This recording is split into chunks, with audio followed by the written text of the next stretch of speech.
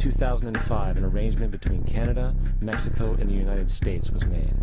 This arrangement, unannounced to the public, unregulated by Congress, merges the United States, Mexico, and Canada into one entity, erasing all borders. It's called the North American Union, and you might want to ask yourself why you've never heard of this.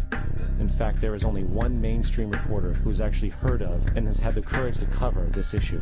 The Bush administration's open borders policy and its decision to ignore the enforcement of this country's immigration laws is part of a broader agenda.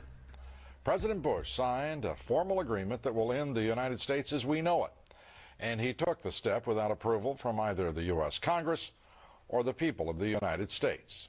It's a deal that few have even heard of. It's being done again by very few people at the very top on behalf of the investment class, but the working class of people, political officials across our country, from communities, from cities and so forth, they don't know anything about this.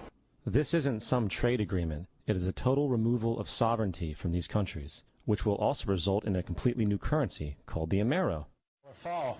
Apart from that, I think one thing people who are dollar-based need to focus on is the Amero. That's the one thing that nobody's talking about that I think is going to have a big impact on everybody's life in Canada, the U.S., and Mexico. The Amero is the proposed new currency for the North American community, which is being developed right now between Canada, the U.S., and Mexico to make a borderless community, much like the EU, and the dollar, Canadian dollar, U.S. dollar, and the Mexican peso replaced by the Amero.